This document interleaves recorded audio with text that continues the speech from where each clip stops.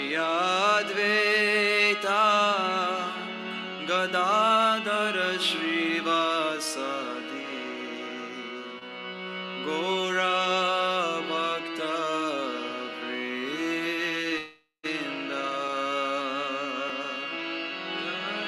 Shri Krishna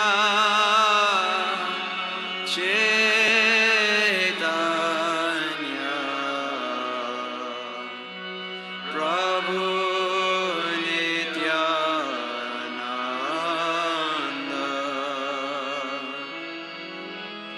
Shri Advaita Gadadhara Shrivasadi Gora Bhakta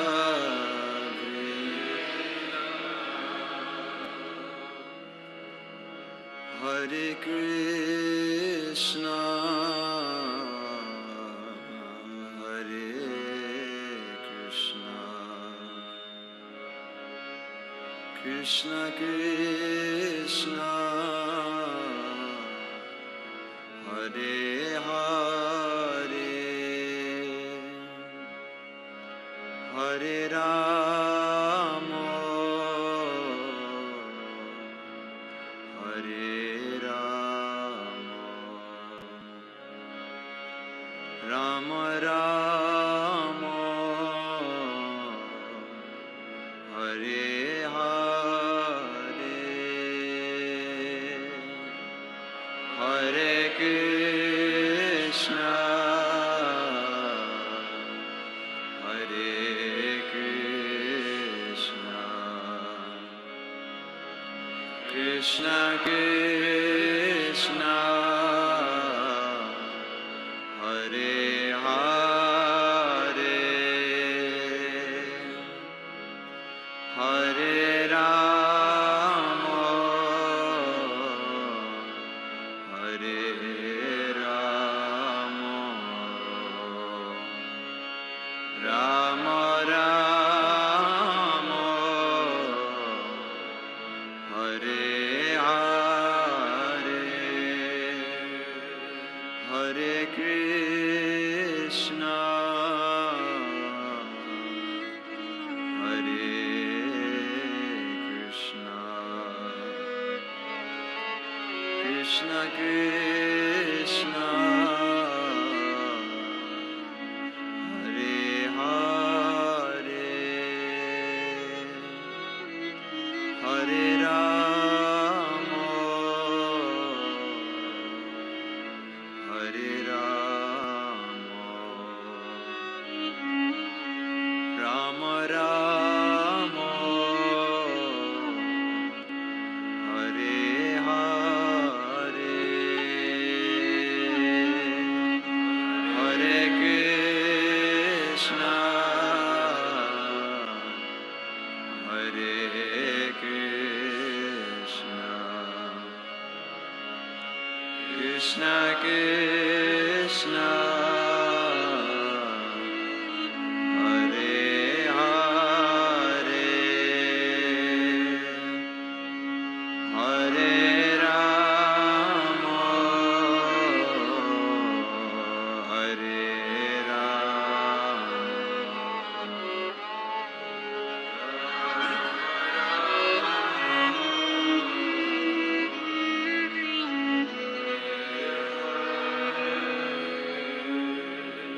Hare Krishna Hare Krishna Krishna Krishna Hare Hare Hare Rama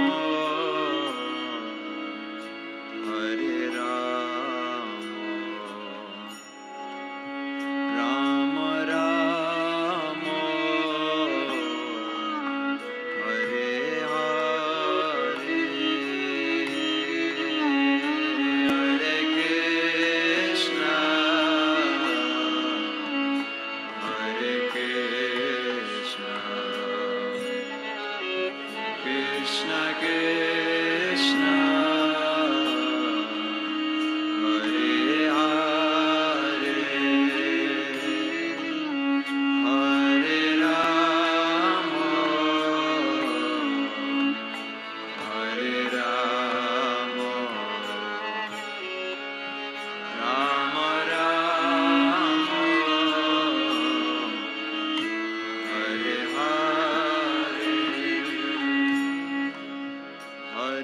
Krishna,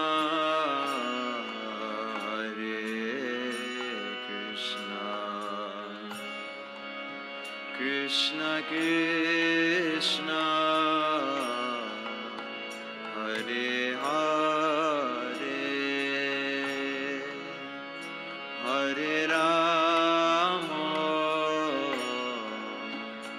Hare Rama, Rama Rama, Hare Hare, Hare Krishna, Hare Krishna, Krishna Krishna, Hare Hare, Hare Rama, Hare Rama, Rama Rama, Hare Hare, Hare Krishna, Hare Krishna, Krishna Krishna, Hare Hare, Hare Rama, Hare Rama, Rama Rama, Hare Hare,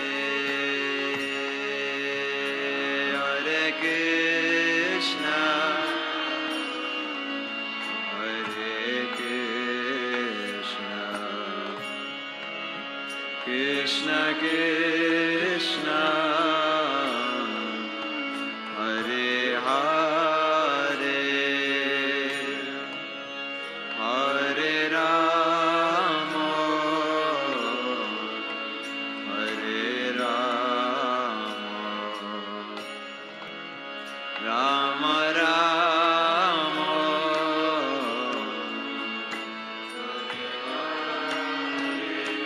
Hare Krishna, Hare Krishna, Krishna Krishna, Hare Hare, Hare Rama, Hare Rama, Rama Rama, Hare Hare.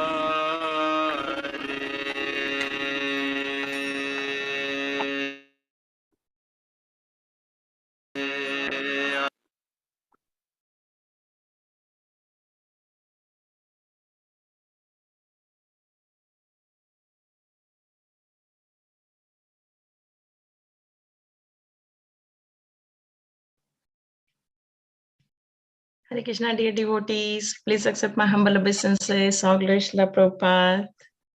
I hope you all are well. Welcome you all to His Holiness Candramauli Maharaj's daily call. Hare Krishna Maharaj, please accept my humble obeisances. All glory Srila Prabhupada. As Guru Maharaj is talking about 12th canto and second chapter and second verse, we'll just quickly continue the screen, share the screen. My system is, internet is a bit slow, so I'll turn off my camera as well. I'm sorry. I hope you can see my screen.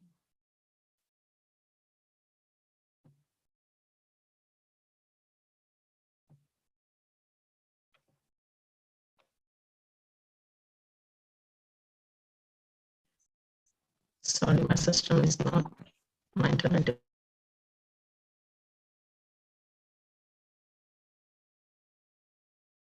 is not good today.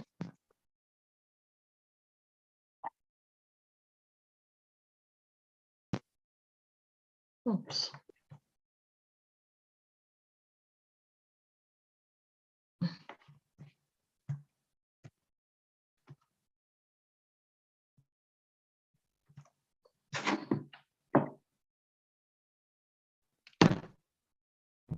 I think we completed this verse.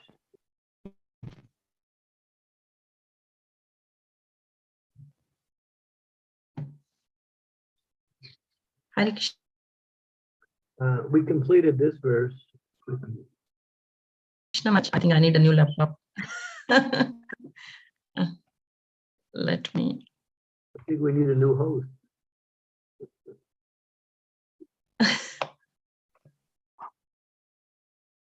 Can you see the screen, Maharaj? Yeah, but we completed this verse, as I said. Yes. So as far as I'm aware, we have covered this until the subject of wealth and the same verse, and you would like to continue the same verse, or should we move to the next one? Guru Maharaj is saying he has completed this verse. Satyabhama. Yes, sorry. Thanks, Sukhawa. Thank you so much. Sorry, I missed it. You're fired.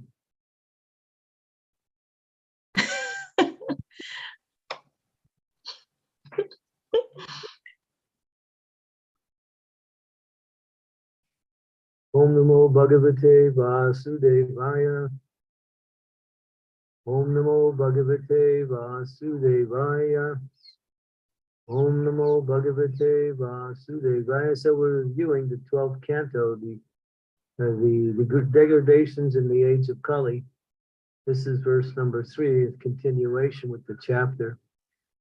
Dampatye biryu chirhe to whom ayaiva yavaharike drive pumswe chahiratir viprawe sutram evahi.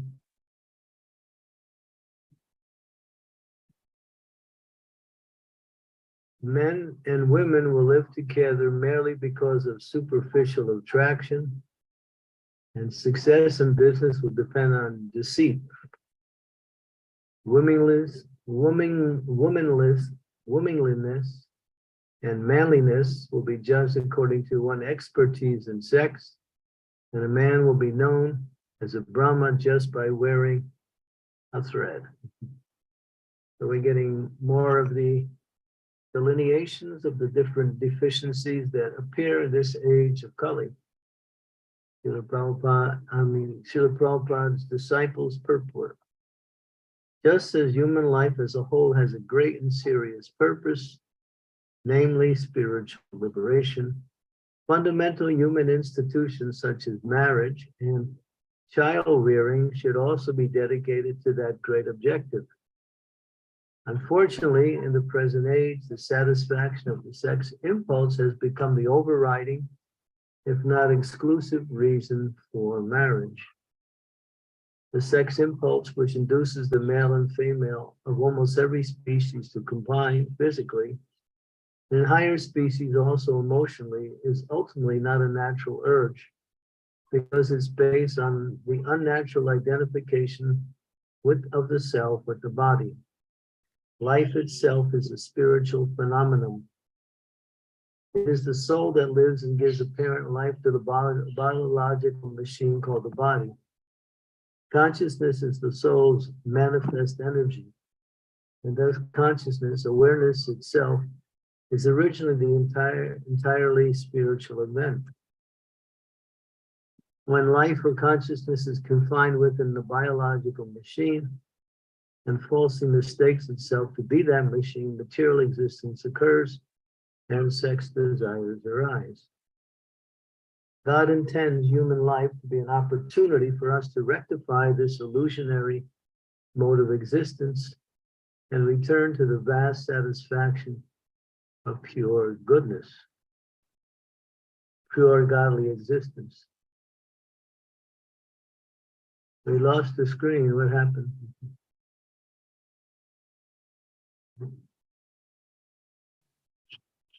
Sorry, Maharaj, my system is playing a bit today. It's keep hanging. I'm so sorry. I will stop using this laptop. Is there anyone else that could do the hosting? If you can't, if you don't have the proper machine here, we can pass it over to someone. Yeah. It's just today, I think it's my laptop is okay. Let me just try it one more time. I'll make someone host anyway, just in case if it stops. Let me. Okay, you're okay right now. God intends see. it should be an opportunity for us to rectify the illusionary mode of existence and return to the vast satisfaction of pure godly existence. Because our identification with the material body is a long historical affair, it is difficult for most people to immediately break free from the demands of the material molded mind. Therefore, the Vedic scriptures prescribe sacred marriage,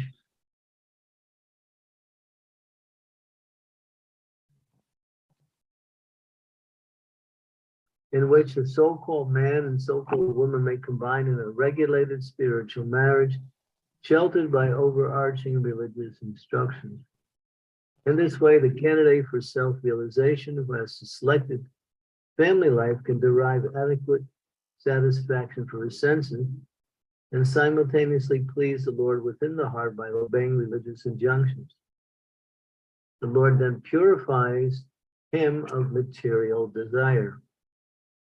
In Kali Yuga, this deep understanding has been almost lost, and as stated in this verse, men and women combine like animals, solely on the basis of mutual attraction, two bodies made of flesh, bone, membrane, blood, and so on. In other words, in our modern godless society, the weak superficial intelligence of humanity rarely penetrates beyond the physical covering of the eternal soul, and thus family life has, in most cases, lost its higher purpose and value.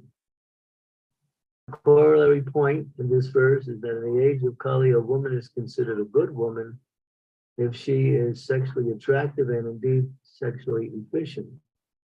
Similarly, a sexually attractive man is a good man. The best example of this superficiality was the incredible attention 20th century people give to materialistic movie stars, music stars, and other prominent figures in the entertainment industry. In fact, pursuing sexual experience with various types of bodies is similar to drinking old wine from new bodies. A few people in the age of Kali can understand this. We'll stop here. Let's see, where are we going? Yeah, well, there's only one more paragraph. Well, we'll read the last paragraph. Finally, this verse states, in the age of Kali, a man will be known as a priest or Brahmana merely by wearing a ceremonial dress. In India, Brahmana wear a sacred set, and other parts of the world, members of the priestly class have other ornaments and symbols. In the age of Kali, the symbols alone will suffice to establish a person as a religious leader, despite his ignorance of God. Om Gyan Timidam Dasya Ginajana Salakaya Chaksun Militam Yena Tasmai Shri Gurave Namaha Sri Chaitanya Mano Bistam Stapitam Bhutale Swayam Rupa Kadam Mayam Dadati Swaram Pradhatikam Nama Om Vishnu Padaya Krishna Prastaya Bhutale Shrimakti Bhakti Vedanta Swami Niti Namine Namaste Saraswati Deve Gauravani Pacharine Nirvisesa Sunyavari Pasyat Yada Sitarine Vanchakalpa Tarubhascha Vipa Sindhu Bhaja Vitanam Bhavanebhyo Vaishnavebhyo Namo Namaha Jai Shri Krishna Chaitanya Prabhu Nityananda Shri Advaita Gadadhar Srivasadi Gaur Bhaktivinoda Hare Krishna Hare Krishna Krishna Krishna Hare Hare Hare Hare Hare Rama Rama Rama. So Krishna mentions in the Bhagavad Gita as listed in the 10th chapter,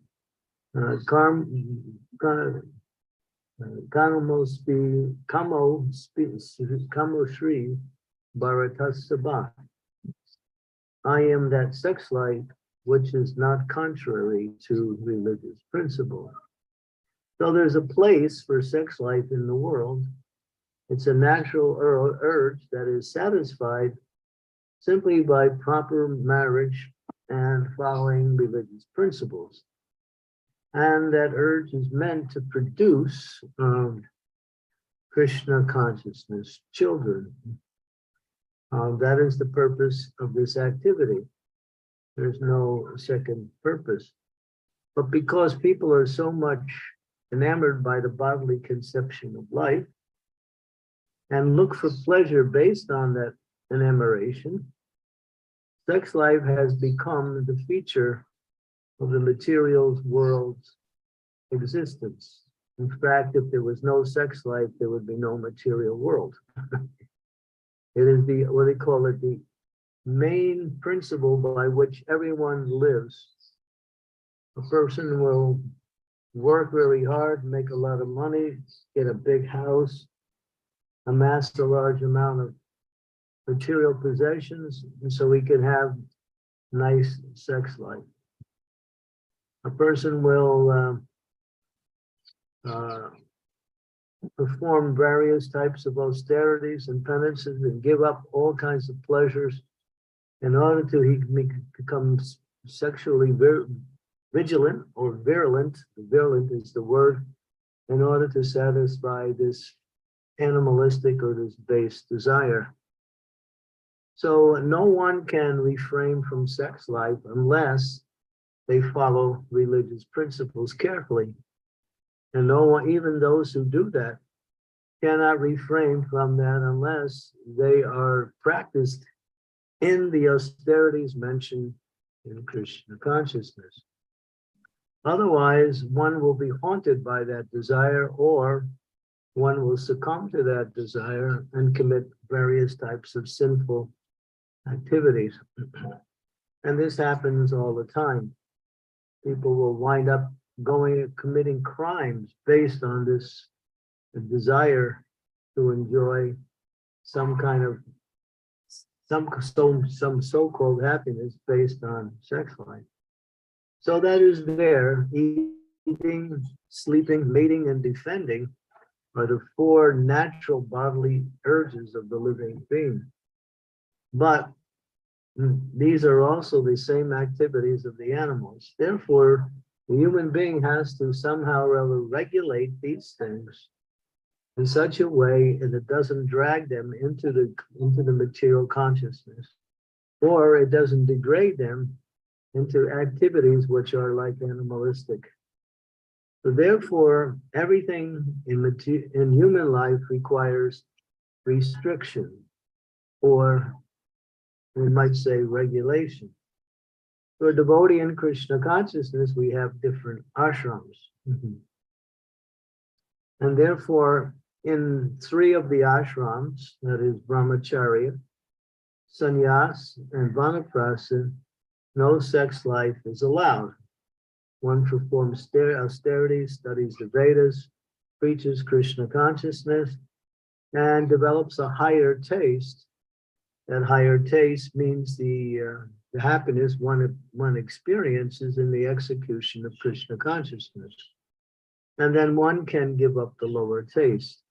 Of course, Visayam Vinivartante Nihrasya Dehinam Maso Rajam Maso Pyasya Param Dushran Nivartante. No one can give up this desire for sense gratification or even sex life unless they develop a higher taste.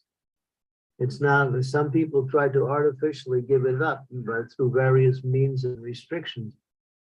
But it'll take its form it'll take its outlet in other different forms, such as anger or violence or various types of frustrations that come. So one has to control that and dovetail that energy into the service of the Lord in the practice of Krishna consciousness. For those in household life, as we mentioned earlier, this is meant to produce Krishna conscious children. And one has to follow a regulated life in order to produce the children. And when there's no more need for children, then one has to give up this activity and be nicely engaged in Krishna consciousness. So this desire to enjoy in the physical way based on union with the opposite sex, this desire is the same desire that we have to love Krishna. It's called the Adi Ras. The Adi Ras means that relationship that the soul has with Krishna. It is a very powerful relationship based on loving service to the Supreme Lord. It is also a very high energy relationship based on the soul's natural proclivities. But when the soul mistakenly thinks it's the body and tries to satisfy the needs of the body in the form of material enjoyment, led by sex life, then that same energy gets dovetailed in a material way, and one becomes degraded and debased, and one is no better than an animal. We use such strong words because these are the words used by our founder Acharya Srila Prabhupada in describing these activities.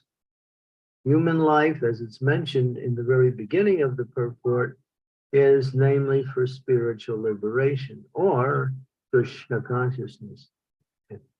Therefore, we find most of our devotees in our Krishna conscious movement are in the Grihastha ashram. So therefore, there is some need to use that propensity, but in the proper way. So that takes education, that takes training, and that takes some restraint.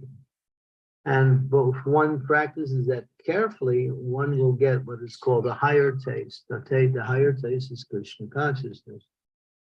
And as the verse explains, when you get the higher taste, then whatever lower taste is there, it no longer becomes attractive at all.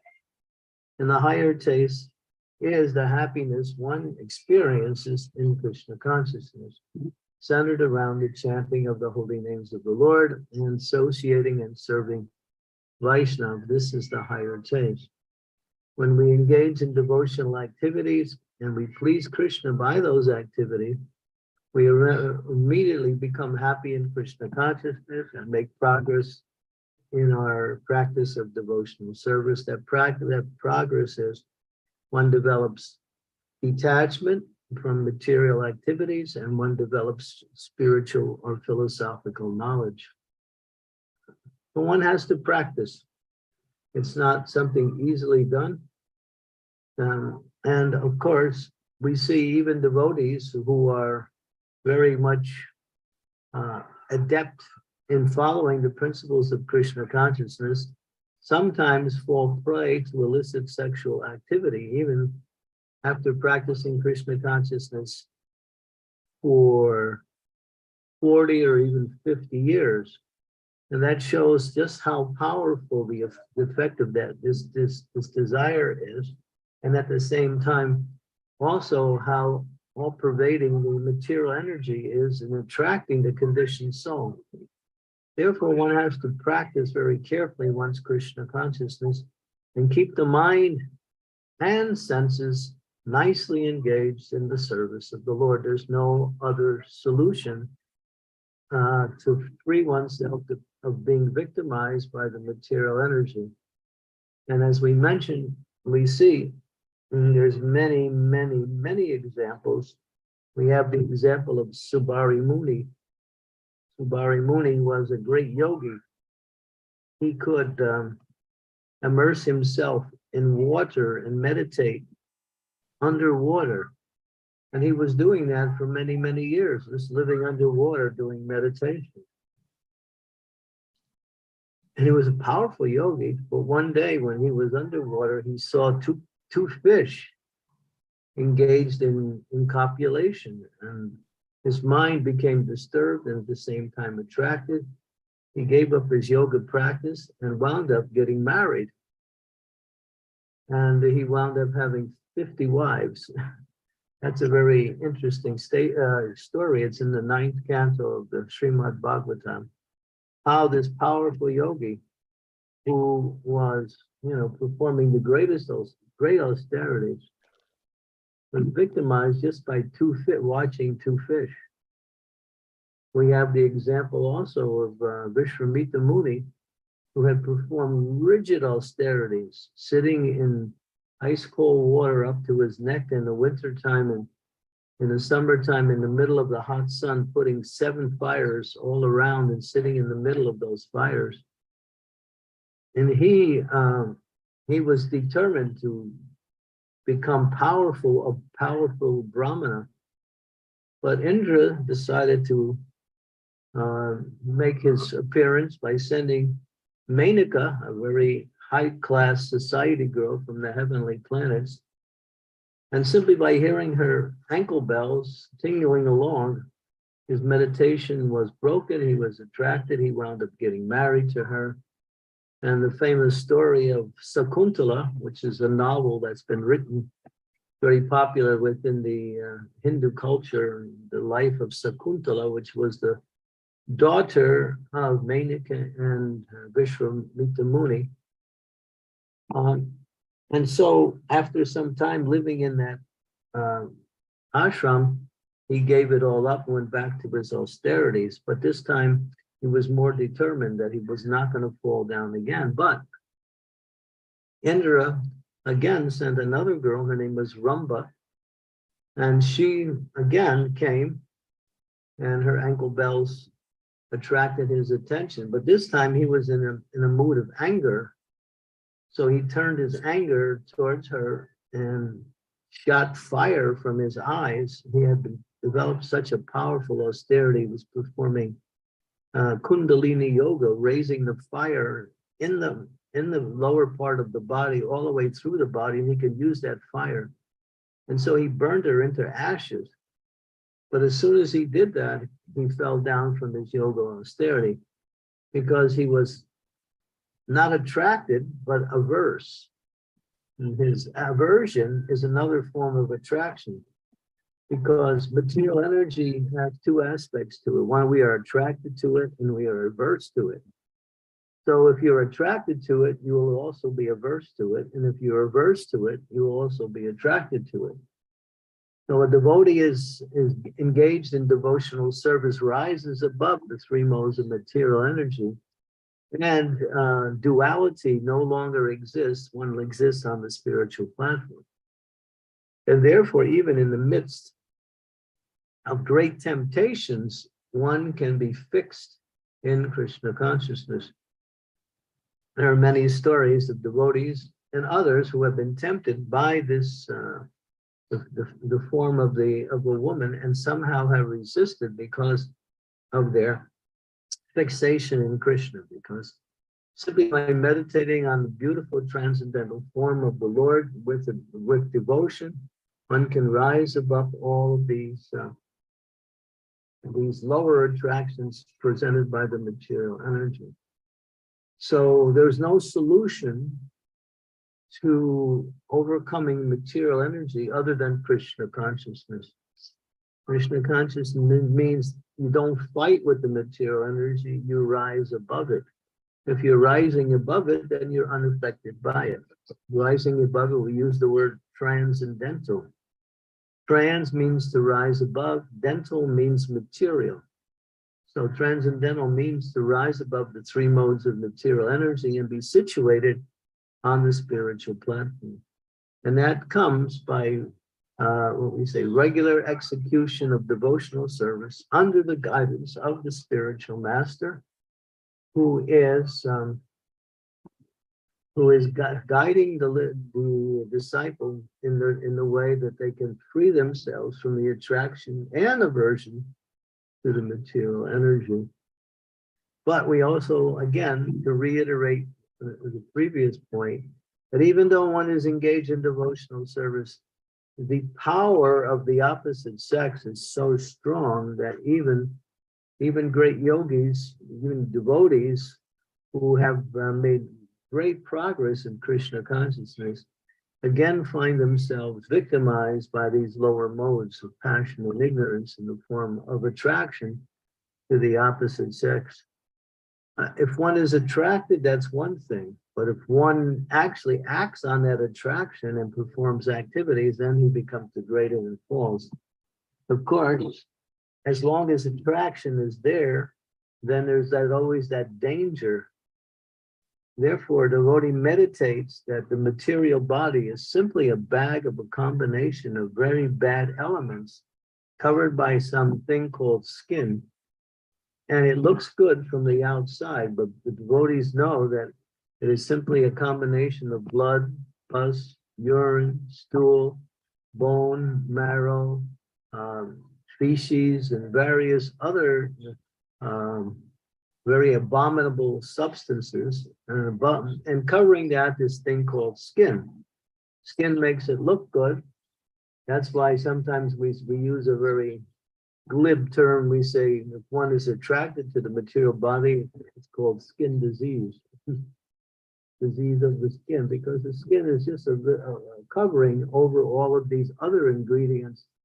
That's why the perfume industry and all of these other industries which counteract bad odors are very popular and are very not popular, but with very lucrative industries, because everyone has this body made out of all of these bad elements. But what makes the body attractive is the presence of the soul. As Prabhupada would say, there's a beautiful girl, but if she's no longer living, who cares? Nobody is attracted to that body anymore. Because of the presence of the soul, the attraction develops. Because the absence of the soul, in due course of time, that attraction is no longer there. So it's the soul that is beautiful and not the body. It gives beauty to the body, it gives animation to the body, it gives strength to the body. It gives life to the body, it gives everything to the body, but the body itself is just a bag of these ingredients which we mentioned. So one should not be very much proud of their material body, because it's just a bunch of if you were to mix all these things in the laboratory, you would think, oh my God, this is horrible. So yeah, this is what the body is made out of.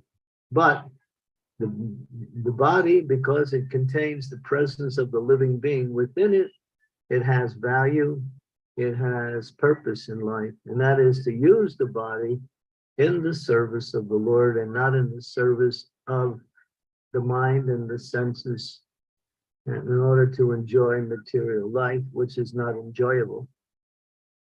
So this is a very nicely descriptive section, where one can learn that by the power of Krishna consciousness, one can overcome even the greatest form of attractions in this material world.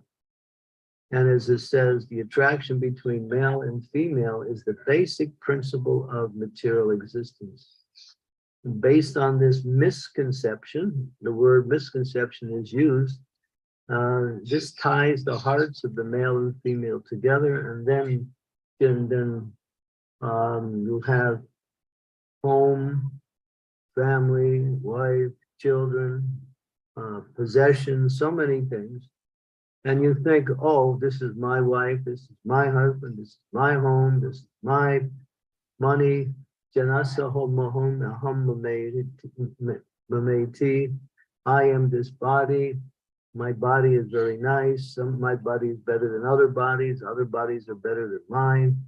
And we start living in this world of illusion. It's like a bad dream, that's all it is. Therefore, Bhaktivinoda Thakur gives the formula.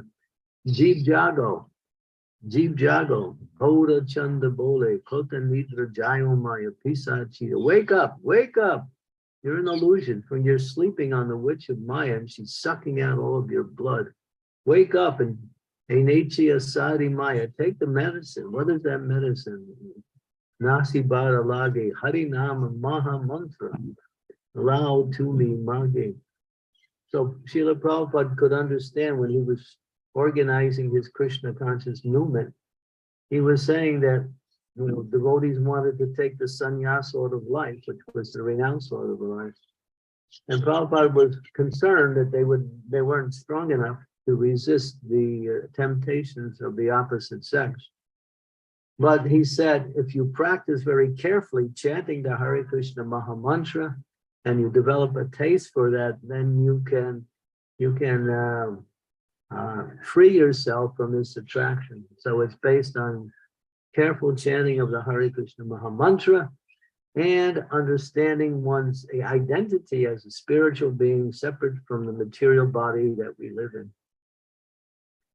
So Krishna consciousness is very powerful because it is the solution to all problems in life. Hare Krishna.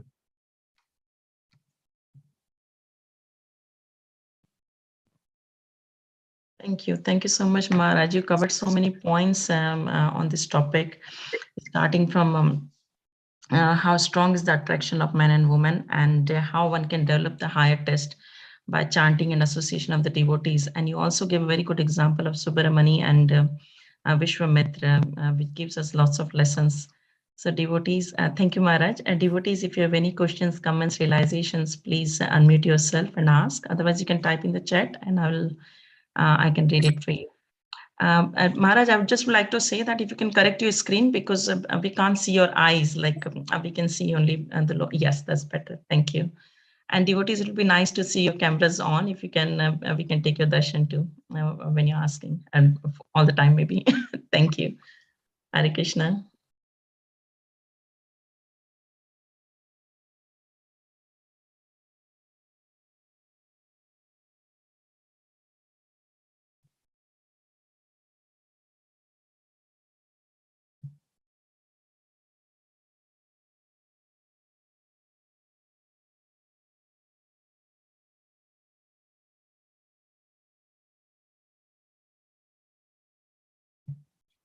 No questions, huh? It's a tough topic, Maharaj. So I would like to ask, maybe while we are waiting for devotees to think about the question, Maharaj. So when you gave the example of Subara Muni and Vishwamitra, and we definitely heard about Vishwamitra in India when we were little, even in the TV programs, that example was given. And it makes us wonder that how after so much austerity, penance, and devotion to the Lord, they fall down, Maharaj, and it's really scary. But with Vishwamitra Muni, he wasn't practicing devotional service. He was just doing rigid austerity. But I was referring to even devotees who practice Krishna consciousness, and they make progress, and then after some time, somehow because they're a little inattentive in the execution of their devotional service, and they allow themselves to become a little bit vulnerable to the attraction of the material energy. So as Prabhupada said, one has to be very diligent in executing devotional service so one doesn't again become victimized by the material energy. The material energy is all around you. If you look forward, you see Krishna. If you look anywhere else, any other direction, Maya is there. And keep your focus on Krishna and in devotional service. Otherwise, one cannot trust the mind, because the mind will go wherever it wants to go many times. So therefore, by keeping the mind and senses strictly under control, one can protect themselves from being victimized by the material energy. But that control means direction towards devotional service, Krishna, chanting the holy names of the Lord. Sometimes we see even householders who are practicing Krishna consciousness. They can't restrain themselves, and they break the principles in household life and become victimized in that sense also. So one has to practice very carefully and pray to Krishna, as we mentioned, that as one gets attracted to Krishna, the attraction for material energy also decreases in the same proportion. One has to practice that. If we don't practice it, then Maya, and one might think, well, I've been practicing devotional service for so long, I'm okay. But as soon as you think like that, you're subjecting yourself to a possible fall down in Krishna consciousness. One should never think that they're safe from the attraction of Maya. Thank you, Maharaj. So it's not only about attraction between men and women. There can be any anartha, like for example greed or hankering for success or anything like that, and it can attract. These are all extensions of sex desire. Comes in different forms. These are the more subtle aspects of that same desire.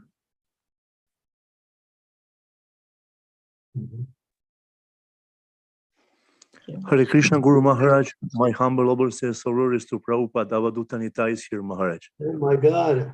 My God. After hundreds of years, you're back. I'm back. Yeah. Hare Krishna, Maharaj.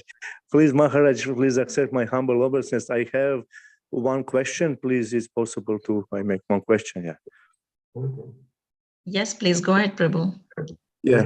My question is how in Grihastha life, especially with God family and everybody, because sometimes, not sometimes, almost every time, we need help in the Grihastha life. And what I have experienced every time when we start to speak about the topic in Grihastha life, I feeling everybody tell everything is perfect.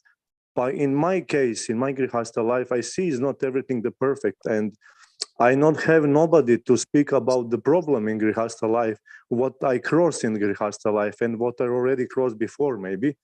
And every time when I touch this topic about the problem in the family, the not problem, the sex desire, with chanting, with so many things, everybody I see is people is not have this the courage to open the heart with another people. You know what I mean, Maharaj?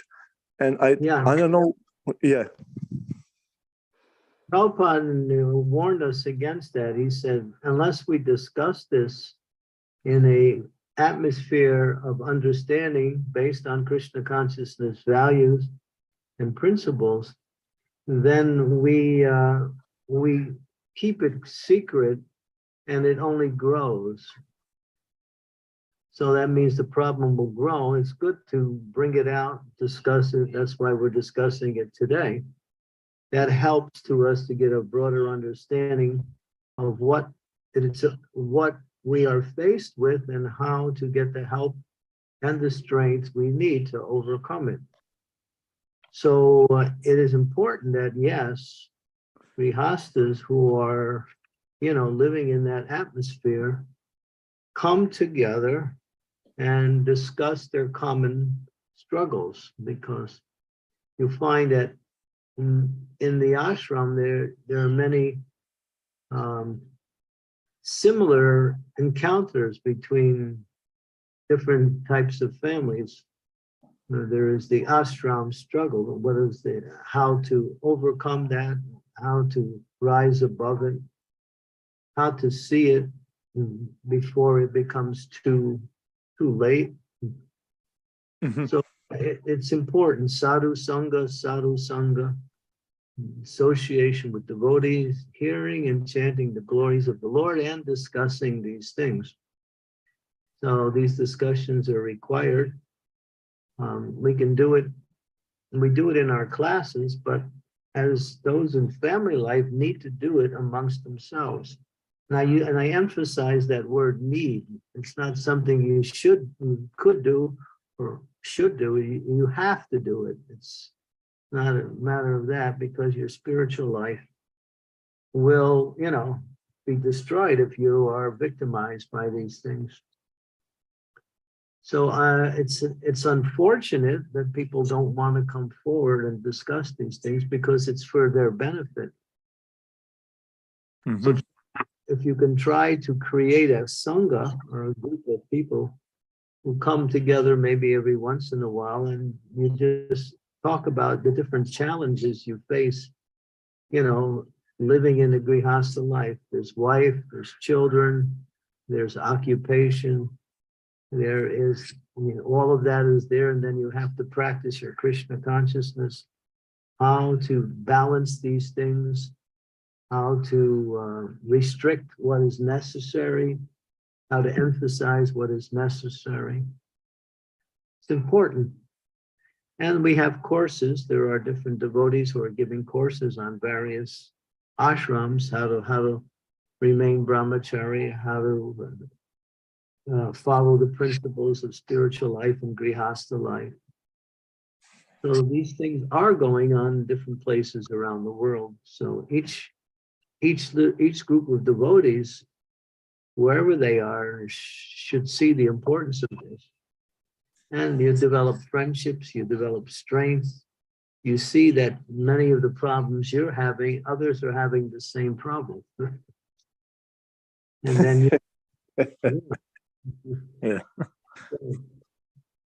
But to keep it quiet, to keep it secret, to not discuss it in the Krishna conscious atmosphere means that it'll become worse. It'll grow and turn into something maybe even that could cause one to fall down. Oh, thank you, Guru Maharaj. Yeah, try to work on that. Start a little, we call it Grihastha Sangha group, and then do a little chanting at the beginning, and then have a topic that is related to all the Grihasthas, and do it in an open discussion. Someone can start with the topic and discuss it and invite others to contribute to the discussion. Wow. Yeah, very informal, but very, direct. Mhm. Thank you, Maharaj. Yeah. Yeah, a very good point. Thank you for bringing it up. Thank you, Maharaj. So nice to see you, Maharaj. Yeah. Jai. Jai Maharaj. Thank you, Avdutta Prabhu. Maharaj, we have a question from Narsing Leela Mataji. Her question is, Dear Guru Maharaj, please accept my humble obeisances. All glory Srila Prabhupada. You mentioned that we use strong statements in the same way Srila Prabhupada did. I understand that behind that is purity and desire to give Krishna consciousness to everyone. Sometimes I hear from other devotees and from myself as well the same strong statement, but the mood is different. I personally sometimes get discouraged by hearing it. Do you have some practical guidance in this regard?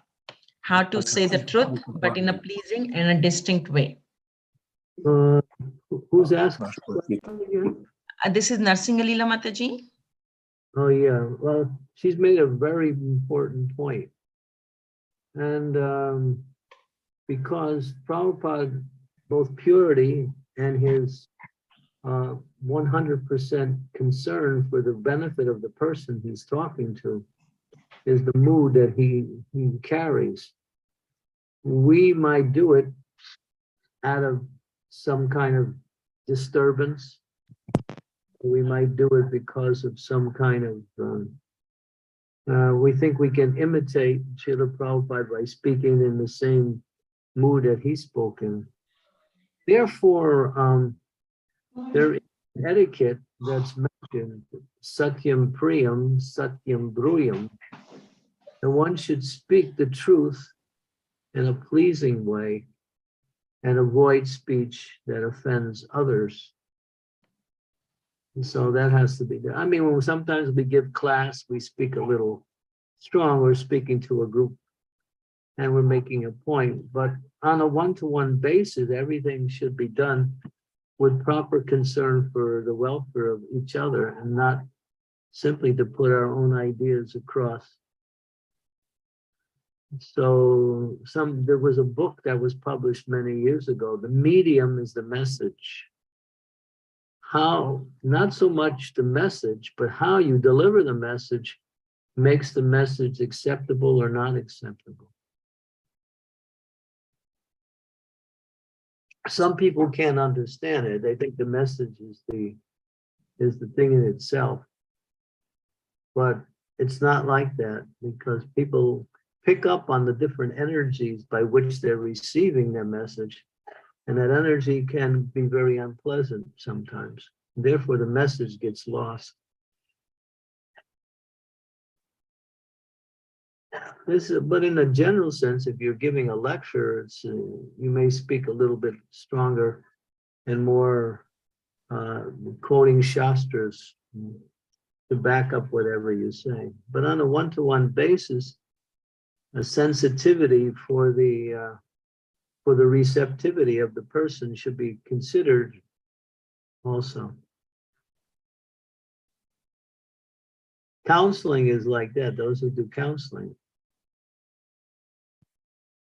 they understand that point.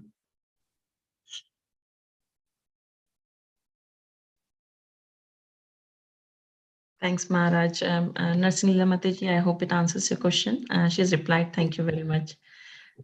Thanks. So there is a next question, Maharaj, from Scarlett Mataji. And Mataji is saying, Hare Krishna, please accept my humble obeisances. All glories to Prabhupada, all glories to your holiness, and all glories to assembled devotees. Maya works for Krishna. It feels like one fights against Krishna's desire. Say that again. So she's saying that Maya, she works for Krishna, and it feels like one fights. We are fighting against Krishna's desire or Krishna's design. No. Maya is Krishna's agent to strengthen your Krishna consciousness by attacking you where you are weak. In other words, I'll give you an example. I hope those of you who know a little bit about boxing, there's that sport where two people get into a boxing ring. They have these gloves and they're punching each other, trying to, defeat the other person. So when one hits another person and there's some noticeable, injury on that person, then that person will think, oh, there's the weak spot, I'll hit that spot again. But the person who's being hit, they'll try to cover that spot up. So they don't become vulnerable in that weak area anymore. So Maya is like that. She looks for your weaknesses and she tries to attract you or allure you based on those weaknesses. And then that helps you to see where your weaknesses are, and then you cover that area, and then you become strong in that area, and then Maya cannot touch you. And then she'll look for another area. So when she finds there's no more areas, then you're liberated. So Maya is meant to strengthen us. That's why another name for Maya, which is mentioned in the Shastra, is called mercy. Maya means mercy. She's pushing us towards Krishna.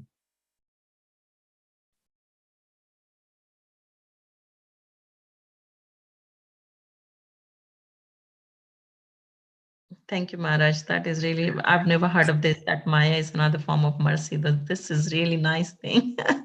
I hope it's got, yes. That definition is there in the word-for-word translation. In many places in the Bhagavatam, they have the word Maya equals mercy. It's a kind of mercy that helps you understand where you're weak and how you can overcome that.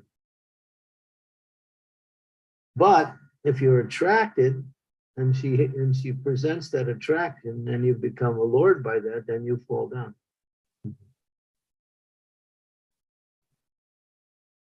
That's why one should protect themselves against Maya by always remembering Krishna. Thank you. Thanks, Maharaj. Scarlett Mataji, I hope it answers your question. Thank you. Sridevi Mataji, you have your hands up. Thank you, Satyabhama. Dear Guru Maharaj, please accept my humble obeisances. All glories to Srila Prabhupada. Thank you, Guru Maharaj, for giving a really powerful class. And I particularly want to thank Adut Nitai Prabhu for bringing out that we really need to talk about our struggles, our challenges in a supportive Krishna conscious atmosphere. And I was thinking about my own challenges, to be in Mayapur by myself after living in another place for 21 years, where I really don't have so many, God family members, brothers or sisters. It's very hard for me, really hard for me. And it would be so helpful if we could all meet on Zoom, even other than this class, which you are kind enough to give us, to just share what is going on with us and how we would like our God family to pray or support us or help us. I think that would really strengthen our Krishna consciousness. Yeah, why do you limit your needs to the God family? Prabhupada created the ISKCON society, where we're all brothers and sisters beyond this individual. This God family thing is just an anachronism that we've come up with. Srila Prabhupada is our grandfather, the spiritual masters are our different fathers, and we are all related to each other in the execution of Krishna consciousness. Why are you limiting yourself to just the God family? You can have association with devotees who are followers of other spiritual masters. We're all under Srila Prabhupada. That is our common connection. Yeah. Now I find, to be honest, I usually associate with many people who are, disciples of other spiritual masters who render service more than I do with my disciples. That's always been there. So this idea of limiting ourselves to the Sangha of our God family as the only focus in our strength-giving solutions is really not understanding Prabhupada's movement. So many devotees that are available. You're in Mayapur, you have a wealth of association there. There's thousands of people there you can associate with. You just have to make that effort. Okay, Guru Maharaj, I will try. Thank you so much for reminding me of that.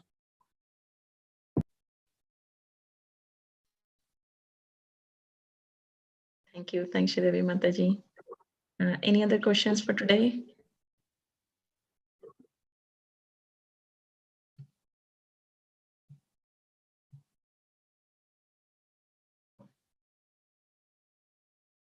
So we have only 3 minutes left. Unless if there is no other questions, then we can stop here.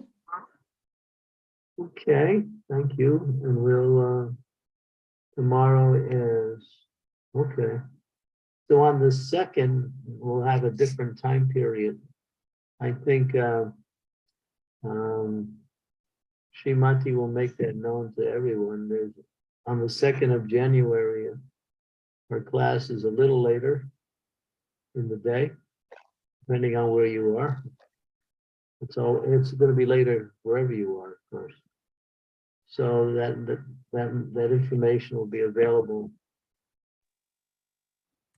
Sure, Maharaj. And Sunday we'll be back we'll be doing our normal programs. Sure. I'll let Shridevi Mataji, Shrimati Mataji contact you for this then. Thank you. Thanks, Maharaj. Okay, thank you very, very much. Chant, dance, and be happy.